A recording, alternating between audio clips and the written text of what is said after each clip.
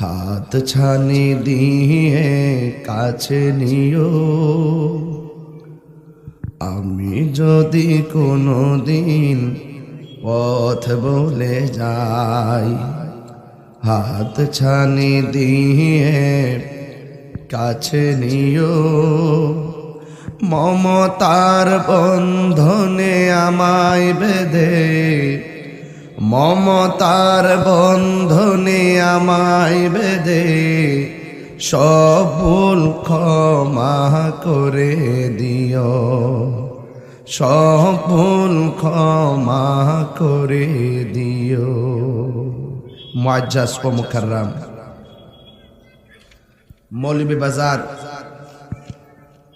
জেলার অন্তর্গত কোলাউড়া উপজেলাধীন কর্মধা পূর্ব ফটিগলি জামি মসজিদ কমিটির উদ্যোগে আয়োজিত সুন্নি মহাসম্মেলনের সভাপতি 13 নং কর্মদা ইউনিয়ন পরিষদের মাননীয় চেয়ারম্যান জনাব মহিবুল ইসলাম আজাদ সাহেব,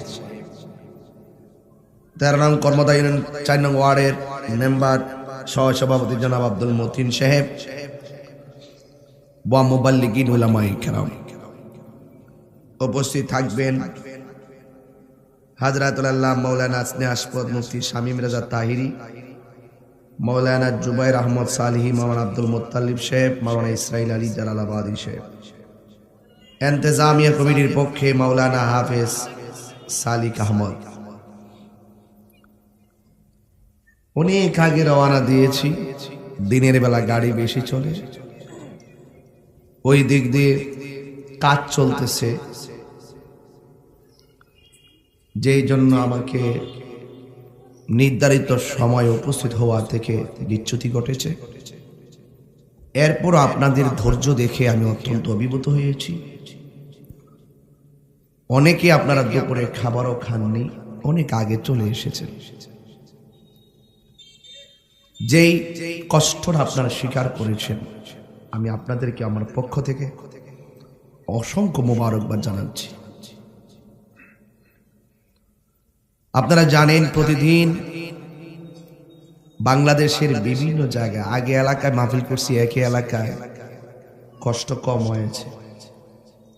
এখন একটা মাহফিল এই প্রান্তে আর একটা ওই প্রান্তে, সবকিছু মিলিয়ে দিনের বেলার প্রোগ্রামগুলো অত্যন্ত কঠিন। রাতের 3টা প্রোগ্রামের সমান দিনে একটা মাহফিলে কষ্ট হয়। এটা আপনারা ফিল করবেন না কেন? এই জন্য যে আপনারা তো এই জগতে নেই। যারা এই জগতে কাজ করে অনেক কষ্ট করে, হাজারো গাড়িকে উপেক্ষা করে, রাস্তার বিড়ম্বনা, রাস্তার রিস্ক, কুয়াশা, ডাকাতের ভয়, গাড়ি ঘোড়া সবকিছু মিলিয়ে প্রতিদিন এভাবে চলা আল্লাহর অশেষ রহমত ছাড়া সম্ভব। ভাইয়েরা আমার, আসরের আজান হবে, হলেও আমরা আমাদের সুবিধা মতো করে মাহফিলটা শেষ করব, যেন আমরা শুধু আসরের নামাজটা পড়তে পারি। আজান দিলে আপনারা মাহফিলটা ভেঙে দিবেন না। আমরা আমাদের সুবিধা মতো করে মাইক ছাড়বো, যেন এক চান যে কিছু কথা বলতে পারি। সবাই কি রাজি আছি? সবাই শুকরিয়াতান পড়ুন আলহামদুলিল্লাহ।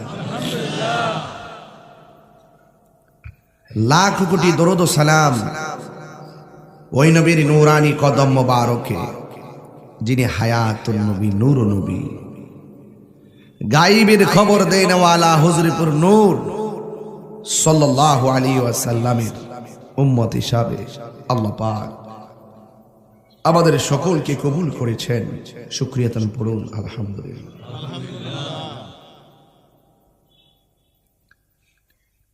এই দুনিয়াতে আল্লাহ আমাদেরকে পাঠিয়েছেন, আমরা চলবো, আমরা দাঁড়াবো, আমরা একটু শুইব, যেই জন্য আল্লাহ পাক আমাদের জন্য জমিনটাকে বিছানা বানাই দিয়েছে।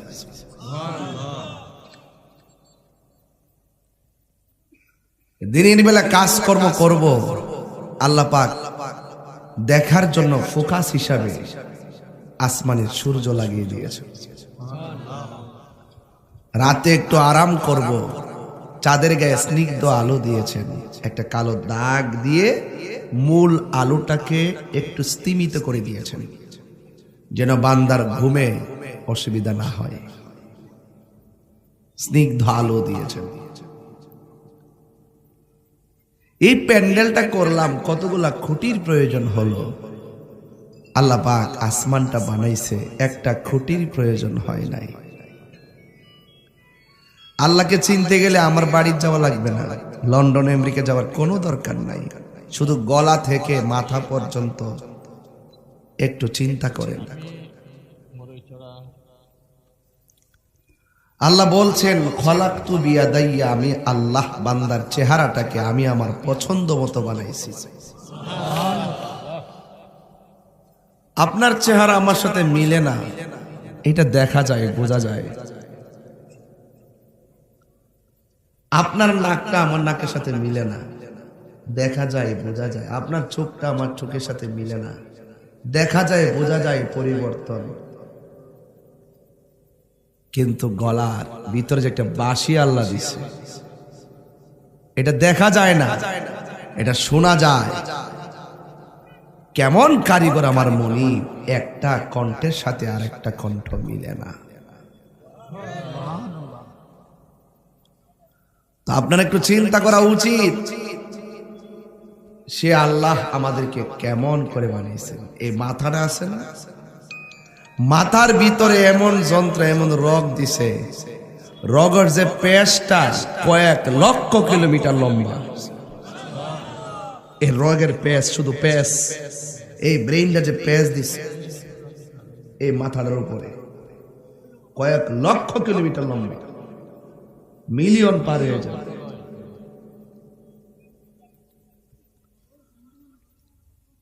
আমাকে এই মাত্র বসার পরে এন্তেজামিয়া কমিটির পক্ষ থেকে একটা বিষয় দিছে। আসলে সময়ের কারণ বিষয়টা খুব লম্বা, এরপর আমি চেষ্টা করব অল্প অল্প করে টাচ দেওয়ার জন্য। রাসূল পাকের আদরের নাতি ইমাম হাসান ওয়া হুসাইন, ইমামে আলী মুকাম হকের জন্য জীবন দিয়েছিলেন নাকি ক্ষমতার জন্য জীবন দিয়েছিলেন? এই বিষয়টা নিয়ে আলোচনা করার কথা বলছি। এটা তো বহুত লম্বা ঘটনা রে বাবা। আমি দৌড়ায় এসি, খাবারের সাথে জিয়ারত করতে পারিনি, ডাইরেক্ট গাড়ির থেকে নামে স্টেজ আইলাম। এত লম্বা আলোচনা করুন কেমনে, সময় আর ব্যাপার। আবার একটু মহব্বতে বলতে হবে, ইমাম হুসাইন রাদিয়াল্লাহু তাআলা আনহু কি চেয়ারের জন্য জীবন দিয়েছে নাকি হকের জন্য? আমরা কি উচিত? আমাদেরও উচিত চেয়ার তুচ্ছ, ক্ষমতা তুচ্ছ, আহলে বাইতের মহব্বত সবার শ্রেষ্ঠ। ঠিক আছে কিনা বলেন? আল্লাহর হাবিব যাকে অনেক ভালোবাসতেন, যাকে আদর করে ঠোঁটে চুমা দিতেন, এই বিয়াদব মুনাফিকের গোষ্ঠীরা সেই হাসানকে এই ঠোঁট দিয়া বিষ পান করাইয়া শহীদ করে দিল। গলায় বারবার চুমা দিয়েছেন। ওই বিয়াদব মুনাফিকের গোষ্ঠীরা সেই হুসাইনের গলায় ছুরি চালায়া শহীদ করে দিয়েছে। তার মানে একটা কথা ক্লিয়ার হয়ে গেল, মুসলমানদের সবচাইতে বেশি ক্ষতি করছে মুনাফিক মুসলমানরা। এখনো বাংলাদেশে তাই চলছে, এখনো বিশ্বে তাই চলছে। ইহুদি খ্রিস্টানরা টাকার লোভে ভালাইয়া মুসলমানদের ভিতরে ঢুকাই দিছে গন্ডগোল।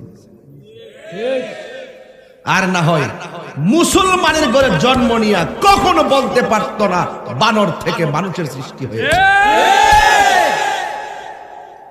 আগুন লাগাই দিছেন মিয়া দেশটা। এগুলা দেশের ভাবমূর্তি নষ্ট করতে লিখতেছে, এগুলা সরকারের ভাবমূর্তি নষ্ট করতে লিখতেছে। আমার মনে হয় এই সমস্ত বিজ্ঞানীরা, তারা যারা এই সমস্ত কথাগুলো লিখতেছে, তাদের কোমরে একটা ভিন্ন জোর আছে, এই জোরটাকে সকলের সম্মিলিতভাবে প্রতিহত করতে হবে। এই মুনাফিকরাই, ওরা সম্প্রীতি কথা বলবে, ওরা শান্তির কথা বলবে, মাঝে মাঝে ধর্মের এমন কিছু বিষয় নিয়ে ঢুকাইয়ে দিবে, একটা সাম্প্রদায়িক উস্কানি দিয়ে আপনার সাথে আমাকে লাগাই দিবে। এরপরে আমরা ফোকাসে আসব, ওরা ঘরে বসে একটা বিতর্কিত লেখা লিখে দিবে, আর আমরা ফোকাসে এসে আন্দোলন করব, আর এটারে হাইলাইটস করবে, হাইলাইটস করে আমাদেরকে প্রশ্নবিদ্ধ করবে। কথা বলেন ঠিক না বেঠিক? মাননীয় প্রধানমন্ত্রীকে বলবো, যারা বলেছে, যারা লিখেছে, কোন ইন্ধনে লিখেছে, কোন ইন্ধনে বলেছে, কোন যুক্তিতে বলেছে, কোন দলিলে বলেছে, আপনি তা তদন্ত করুন। আমার কোমলমতি শিক্ষার্থীদের, সেই শিক্ষার্থী ছাত্র জীবনের আবেগকে নিয়ে খেলার সুযোগ কাউকে দেওয়া হবে না।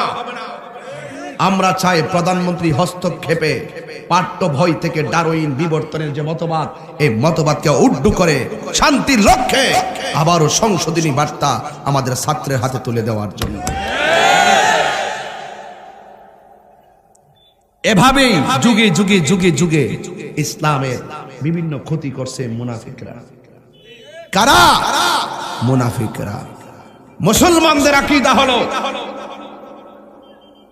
আদম আলাইহিস সালাম থেকে মানুষের সৃষ্টি, আদম আলাইহিস সালাম থেকে মানুষ হয়েছে, মানুষের ক্রমধারা এসেছে, বানর থেকে নয়। কেবলমাত্র যাদের জন্ম বানরের ঘরে, তাদের পক্ষে সেই কথাগুলো বলা শোভা পায়।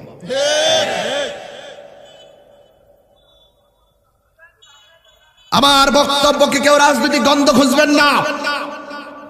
আমি যখন দেখবো আমার ইসলাম, আমার কোরআন, আমার রাসূল, আমার আল্লাহ, এই চার জায়গায় যখন কেউ নিয়ে খেলতামশা করবে, XYZ সে যে কি হোক না কেন, তার বিরুদ্ধে লড়ে যাবেই তাহির। এই মুনাফিকের গোষ্ঠীরা এখনো আছে, এই কর্মধায় আছে। ওই ইয়াজিদের উত্তরসূরিরা কথা বলেন ঠিক কিনা বলেন?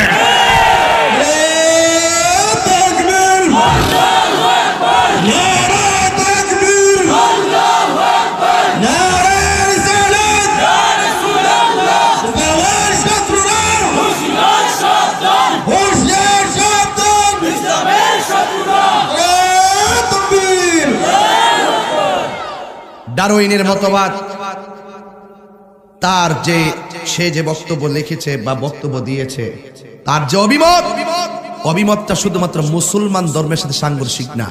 তার এই মতবাদকে কোন ধর্মই অ্যালাউ করে না। কথা বলেন ঠিক কিনা বলেন? তো যেটা কোন ধর্মই অ্যালাউ করে না, সেটা আমার পাঠ্যপুস্তকে থাকবে কেন? আমার এই প্রজন্মকে সেই বিভ্রান্ত ধারণা দেওয়া হবে কেন? মাননীয় প্রধানমন্ত্রী, আপনি অনতি বিলম্বে এগুলোকে পাঠ্যপুস্তক থেকে দূরে সরান। এগুলো দেশের ভাবমূর্তি এবং আমাদের ধর্মীয় চেতনার যে ভাবমূর্তিকে নষ্ট করার জন্য তারা এক এক সময় একটা লিখবে, লিখে ছাত্রদের হাতে তুলে দিবে বিভ্রান্তিকর লেখা। আমরা সবাই যখন ধরবো তখন তারা বলবে আই এম সরি। এগুলো চলবে না। তাকে দায়িত্ব দেন। যারা গোটা জাতির দায়িত্ব নিয়ে কথা বলবে, তারা সরি বলবে কেন? তারা 100 বার সচেতন হয়ে লিখতে হবে। কথা বলেন ঠিক না বেঠিক? এই ডারউইন মতবাদ সপ্তম শ্রেণীর সেই বিজ্ঞান ইতিহাস বই থেকে মুছে ফেলে সুন্দর সংশোধনী দেওয়ার জন্য, আমার ছাত্রের হাতে সুন্দর একটি বার্তা তুলে দেওয়ার জন্য, ওই মতবাদকে ডিলিট করে আমাদের হাতে পরিচ্ছন্ন সংশোধনী লেখা পাঠ্যপুস্তক তুলে দেওয়ার জন্য মাননীয় প্রধানমন্ত্রীর হস্তক্ষেপ কামনা করছি। ভাইয়েরা আমার, আমরা বলতে চাই, আমরা কি হুসাইনি মুসলমান নাকি ইয়াজিদি মুসলমান? এখন আমি প্রতিবাদ করছি, এই প্রতিবাদ করতে গেলে জোর লাগে, জোর। এই প্রতিবাদ করতে গেলে সাহস লাগে। আমি কেন বলছি? আমি ইমাম হুসাইনের চেতনাকে লালন করি। যেহেতু আমাকে কারবালা দিয়েছেন, আমি হুসাইনি চেতনাকে লালন করি। আমি আগুনকে আগুন বলবো, পানিকে পানি বলবো, সাদাকে সাদা বলবো, কালোকে কালো বলবো। আমি যদি এখানে কালোকে সাদা বলি, আপনি কি আমাকে মানবেন? তাহলে আমাকে বলার সময় যেহেতু আমি ফোকাস, যেহেতু আমাকে আপনারা ফলো করেন, যেহেতু আমার সামনে বসে আছে হাজার লোক, আমাকে কথা বলতে গেলে ওই কথাটাই বলতে হবে যেটা ছোট থেকে বড় পর্যন্ত মানতে বাধ্য হবে। আমি কি বানিয়ে কিছু বলতে পারবো? চেয়ারম্যান সাহেব কি বানিয়ে কিছু বলতে পারবে? ইসলামের বাইরে কথা বলতে পারবে? অথবা অসামঞ্জস্যপূর্ণ কোনো কথা বলতে হবে? পারবে? কেন পারবে না? তিনি জনগণের প্রতিনিধি, তিনি এমন ভাবে কথা বলবেন যে কথাগুলো ছোট থেকে বড় পর্যন্ত সম্মানের সাথে গ্রহণ করবে। কথা বলেন ঠিক কিনা? এই কারবালার ঘটনা, বিয়োগান্ত ঘটনা, এগুলো এত সহজে দিনের বেলা ওয়াজের বিষয় না। এগুলো দিবেন রাত্রে 11টার পরে, মানুষ নীরব থাকবে, কেউ হাঁটাচলা করবে না, চোখের পানি ফেলে গড়ে গড়ে কান্না করবে। এগুলো হলো অনেক বুঝার জিনিস। এই জন্য আমি যেহেতু কারবালার চেতনাকে লালন করি, একটা সৎ একটা মিথ্যার বিরুদ্ধে প্রতিবাদ দিয়ে ওয়াজ শুরু করলাম ইনশাআল্লাহ। আমার যুবক ভাইয়েরা, আমার মুরব্বী বাবাজিরা, হাজার হাজার মানুষ এই কুলাউড়া, কর্মধাপ, মৌলভীবাজারের বাবারা, আপনারা যারা এসেছেন, আল্লাহ রাব্বুল আলামিন কোরআনে কারীমের মধ্যে বলেছেন, আমাকে যদি প্রশ্ন করেন তাহিরি হুজুর কারবালা কেন হলো, আমি এক কথা উত্তর দিব কোরআন থেকে, যা আল হাক্কু ওয়া সাহাকাল বাতিল ইন্নাল বাতিলা কানা সাহুকা। আল্লাহ রাব্বুল আলামিন বলেছেন, সত্য সমাগত, মিথ্যা দূরীভূত, অন্যায়ের কাছে মাথা নত করা যাবে না। ইমাম হুসাইন শিক্ষা দিয়েছেন, অন্যায়ের কাছে মাথা নত করবে না, বীরের মতো লড়ে গিয়ে জীবনটা দিয়ে দিবে। এটাই হলো কারবালার আসল শিক্ষা। কথা বলেন ঠিক কিনা? আমার নবীর নাতি ইমাম হাসান রাদিয়াল্লাহু তাআলা আনহুকে ওরা বিষ পান করালো। ছোট ভাই যায় বলতেছে, ও বড় ভাই, বুকের মধ্যে হাত দিয়া যন্ত্রণায় ভুগতেছেন, তার কারণটা কি? বুকে কোনো ব্যথা আছে নাকি? তিনি বলছিলেন, ভাই আমার বুকে কোনো ব্যথা নাই, আমার মনে হয় ওরা খাবারের সঙ্গে বিষ মিশাইয়া দিছে। কারে বিষ মিশাইছে? নবীর আওলাদ, যিনি জান্নাতের সর্দার, যিনি জান্নাতের সর্দার, তাকে বিষ পান করাইছে। আবার ওই ইমাম হাসান হুসাইনের সঙ্গে বিরোধিতা কইরে বেহেশতে যায় বাগা, লাথি মাইরা ফেলাই দিবে। সিন্নি খাইলে কার দ্বারা মোল্লা সিন্নারে বিয়াদ্দবের গোষ্ঠীরা।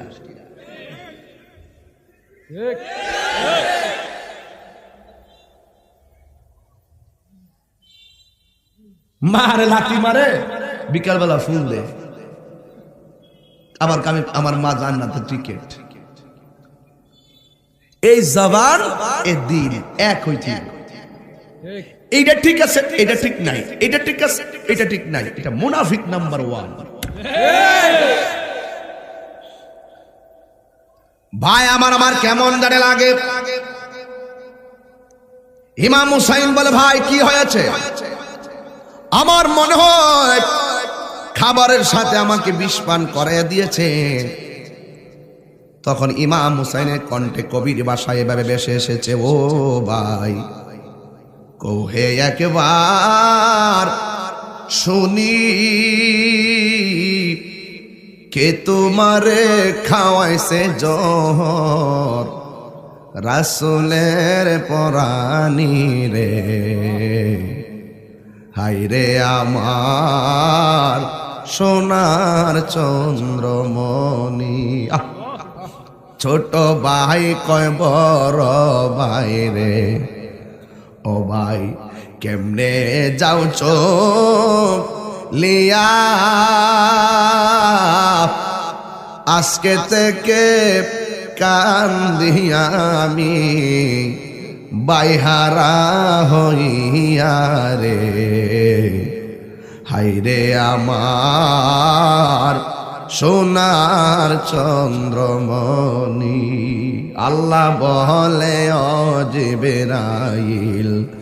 ও জিবরাইল যাও না রে চলিয়া, 70,000 ফেরেশতা নামাও জানাজার লাগিয়া রে, হায় রে আমার সোনার চন্দ্রমণি। জোরে জোরে কি আল্লাহু আকবার বলা যাবে না? হাইরে আমার বাবা, ও কর্মদার বাবা, ও কুলাউড়ার বন্ধু, নাই নাই ইমাম হাসান নাই। কবুতরের জোড়ার মতো দুইটা ভাই।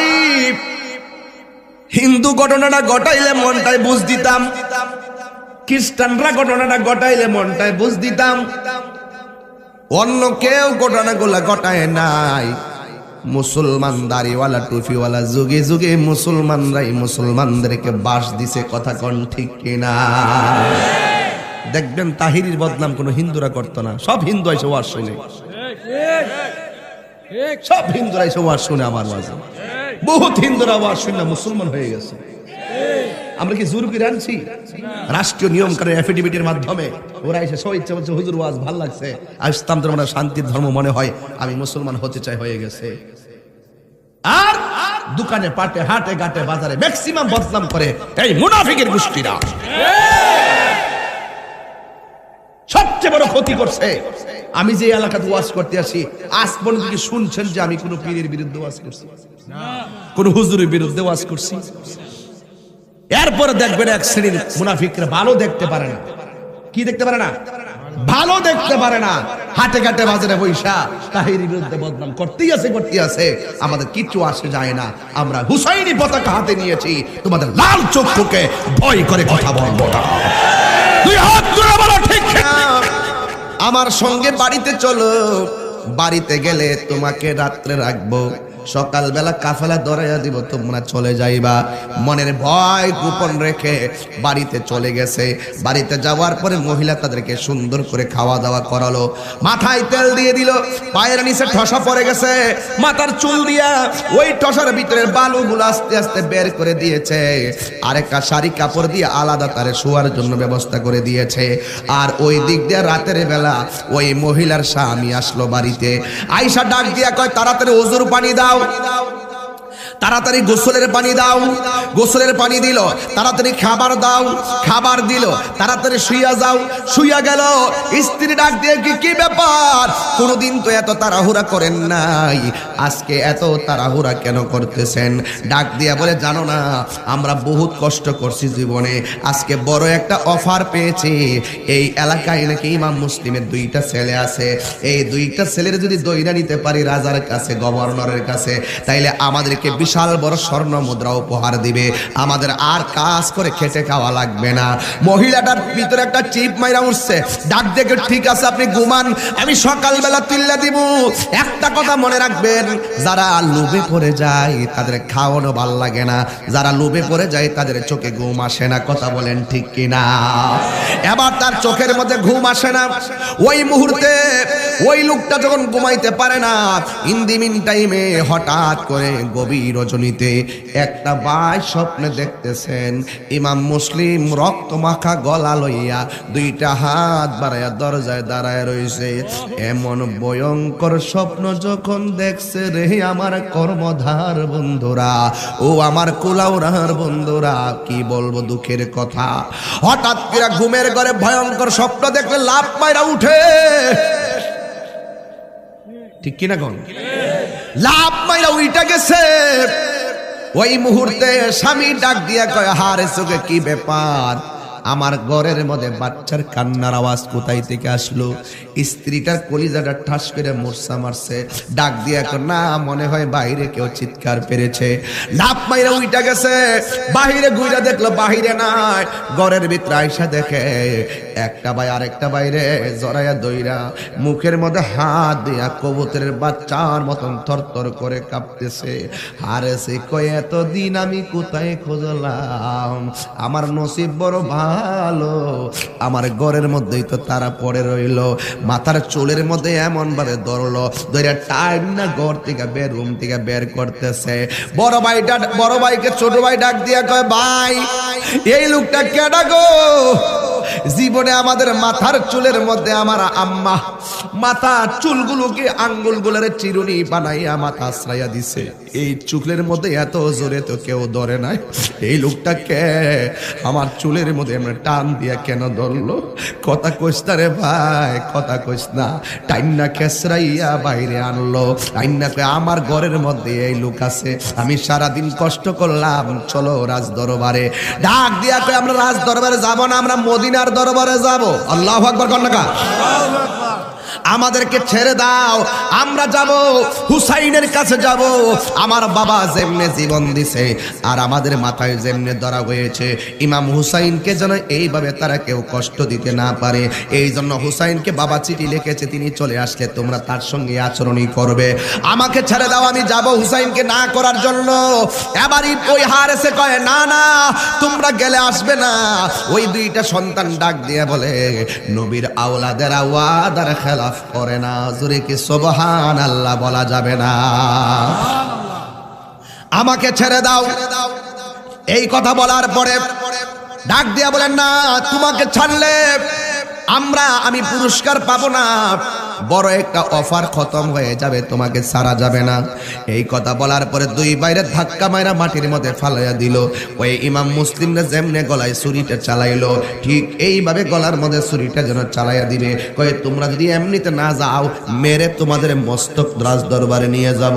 কয়ে যদি তাই হয়ে থাকে, যদি যাইতেই না দাও, যদি তাই হয়ে থাকে, গলা যদি কেটেই ফেলবা, কথা একটা, একটু সময় দাও।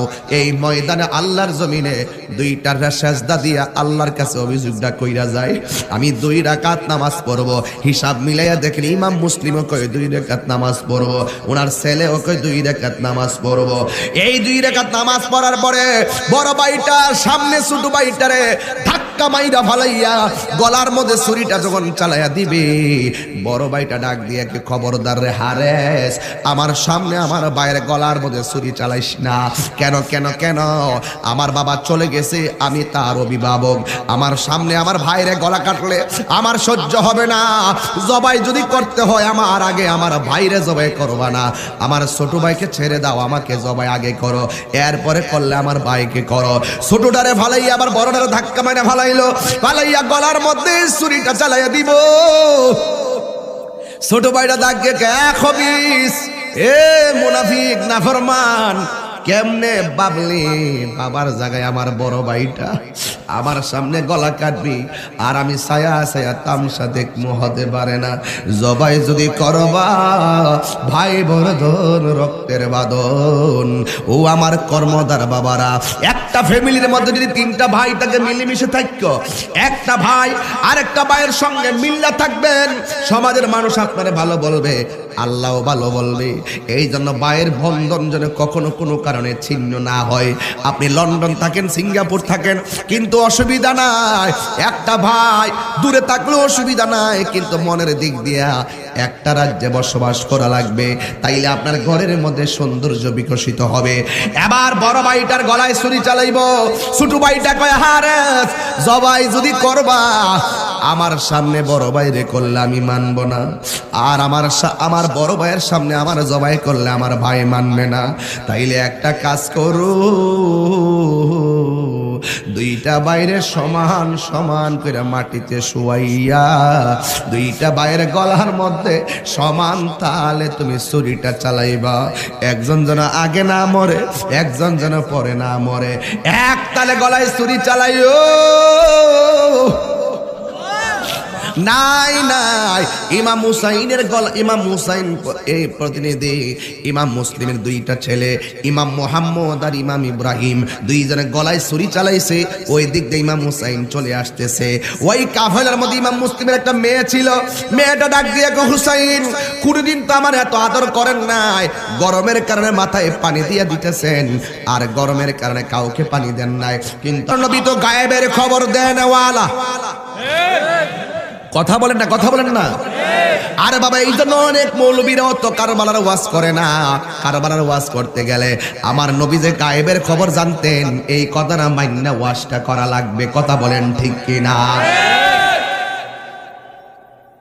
একটা বোতল দিছে, বোতল, উম্মে সালমার কাছে নবী বলছিল, উম্মে সালমা, এই বোতলের মাটিগুলো যেদিন রক্ত হয়ে যাবে সেই দিন মনে করবা আমার কলিজার টুকরা ইমাম হুসাইন শহীদ হয়ে গেছে। আল্লাহু আকবার বলবেন না? আরো বড় করবেন আল্লাহু আকবার। এবার ইমাম হুসাইন দেখলেন কূপটা দিতে দেরি, ডাল থেকে রক্ত বের হয়ে গেল, গোড়ার পা গুলো মাটিতে ডেবে গেল।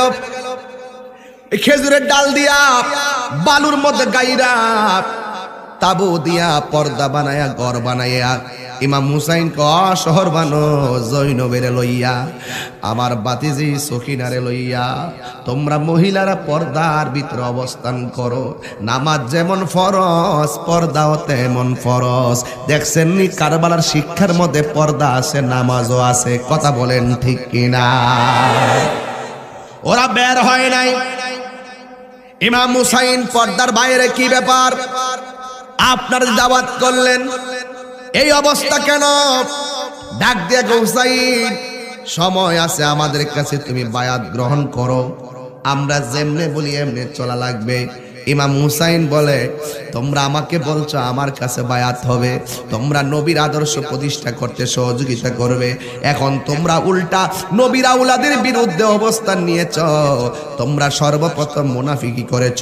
এই মুনাফিকদের সাথে জীবন দেওয়া যায় কিন্তু ঈমান দেওয়া যায় না। আরো বড় করে কোন আল্লাহু আকবার। ঈমান দেওয়া যায়। আল্লাহ বলছেন, ওয়ালা তাহসাবান্নাল্লাযীনা কুতিলু ফি সাবিলিল্লাহি আমওয়াতা বাল আহইয়াউ ইনদা রাব্বিহিম ইউরসাকুন।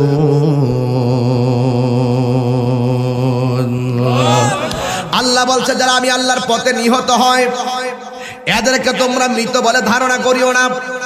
এরা হলো জিন্দা, শুধুমাত্র জিন্দা না, শুধুমাত্র জিন্দা না।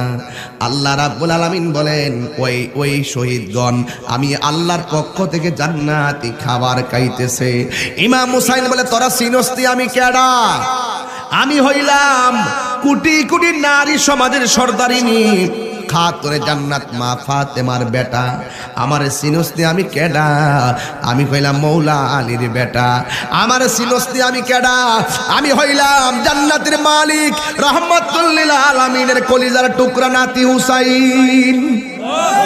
আমি জীবন দিব কিন্তু ঈমান দিব না।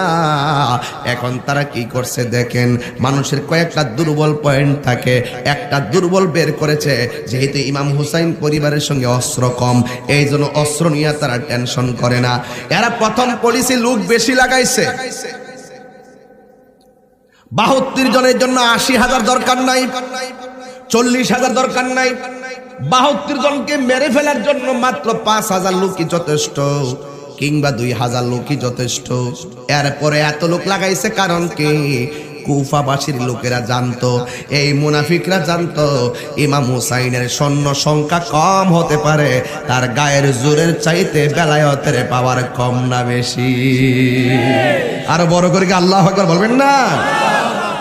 এরপর আরেকটা দুর্বল পয়েন্ট হলো, ওরা হুসাইনের চতুর্পাশে যে ফুরাতের পানি আছে সব পানিগুলা বন্দি করে দিয়েছে। ওরা প্রথম আঘাত করে নাই। যখন আস্তে আস্তে দিন যায় পানিগুলা শুকায়া যাইতেছে, পানি কমে গেছে, মস্কের মধ্যে পানি নাই, ওরা ফুরাতের পানি বন্ধ করে দিছে। দেখছেন নি কেমনে ঠান্ডা ওয়াজ করতাম রে বাবা, যে এই নবী সৃষ্টি না হইলে পানি হইতো না, ওই নবীর আওলাদের জন্য তারা পানি বন্ধ করে দিল। রাসূল বলছেন, দুইটা জিনিসের বাধা দিও না, একটা হলো রাস্তার বাধা, আর একটা হলো পানির বাধা। ওরা পানির বাধাই দিয়ে ফেললো, রাস্তায় ব্যারিকেড দিয়ে সীমা লঙ্ঘন করলো। ইমাম হুসাইন রাদিয়াল্লাহু তাআলা আনহু ওনার জন্য পানিটা বন্ধ করে দিল। এই পানি আস্তে আস্তে তাদের পানি যখন ফুরাইয়া গেল, শহর মানুষ ডাক দিয়া কয়, স্বামী গো, আমার 6 মাসের বাচ্চা। বাংলাদেশের কিছু কুলাঙ্গার বাচ্চারা বলে, কি বলে জানেননি? ইমাম হুসাইন নাকি যুদ্ধ করার জন্য কারবালায় গেছে। আপনারা জবান খুলে কোন, তিনি কি যুদ্ধ করার জন্য গিয়েছেন? যদি যুদ্ধ করার জন্য যাইতো তাইলে কি 6 মাসের বাচ্চা কি যুদ্ধের মাঠে লইয়া যায়? কারবালার সঠিক ইতিহাসকে বিকৃত করে। যদি যুদ্ধ করতে চাইতেন কখনো 6 মাসের বাচ্চা সাথে নিতেন না, কখনো মহিলা নিয়ে যেতেন না। যুদ্ধে যারা পারদর্শী তাদেরকে নিয়েই তিনি যুদ্ধ করতে যেতেন। আর যুদ্ধ করতে গেলে কখনো নিজের এরিয়া ছেড়ে ভিন্ন এরিয়ায় যেতেন না, এবং কোনদিন অসুবিধা করে যুদ্ধ করতেন না। কারণ ইমাম হুসাইন নানাকে বলছিল, না না আমি কিচ্ছু চাই না, একটা ঘোড়া চাই, ঘোড়া। উনি এত জিহাদের জন্য উদ্বুদ্ধ ছিলেন। তিনি কি রাস্তা বুঝতেন না? তিনি কি যুদ্ধের সিস্টেম বুঝতেন না? বুঝতেন। যদি যুদ্ধ করতে যেতেন তিনি শুধু একটা তলোয়ার নিয়ে যেতেন না, কুশবদ্ধ তলোয়ার ছাড়া কিছুই সাথে ছিল না। কোথায় আর কোথায় চলে গেছে পায়ে হেঁটে। আমার যুবক ভাইরা, অনুরোধ রইল আপনাদের কাছে, আমরাও হুসাইনের পক্ষে থাকতে চাই কি চাই না? কারা কারা থাকতে চান 2 হাত তুলে দেখাবেন। নারে তাকবীর, নারে রিসালাত।